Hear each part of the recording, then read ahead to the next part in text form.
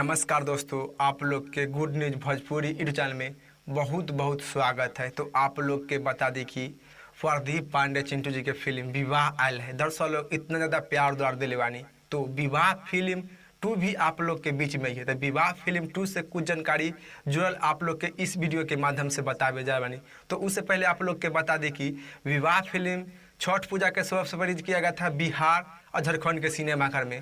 दर्शक लोग बहुत ज़्यादा प्यार द्वार दिले बानी। उसके बाद जो कि टीवी पर चलाल गया है 15 फरवरी के, जो कि टीवी पर भी बहुत सारा प्यार द्वार मिल रहा विवाह फिल्म की। तो उसके बाद आप लोग के विवाह फिल्म 2 भी देखे के मिली। तो आप लोग कमेंट के माध्यम से बताई कि विवाह फिल्म 2 में कौन सा हीरोनी जो कि प्रदीप पांडे चिंटू जी के साथ जोड़ी में अच्छा लगे, जो कि आप लोग फोटो स्क्रीन पर देख सकत बानी। जी हाँ वाले, जो कि कुछ फोटो आप लोग स्क्रीन पर देख सकत बानी।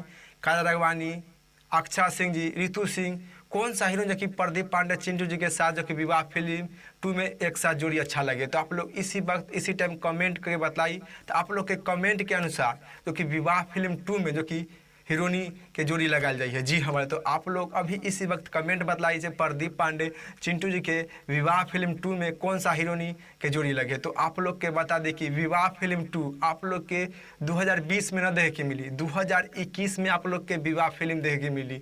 काहे कि 2020 में इतना दिन जो कि बंद बा भारत, इसी कारण जो कि आप लोग उम्मीद कम ही रखी जो कि 2020 में विवाह फिल्म 2 देखे के मिली। आप लोग के विवाह फिल्म 2 देखेला चाहत बानी तो आप लोग के 2021 में देखे के मिली। जी हाँ, तो विवाह फिल्म 2 के तरफ से कोई भी जुड़ल जानकारी आई चाहे कोई भी खबर आई तो आप लोग के बीच में रिपोर्ट लेकर हाजिर हूँ।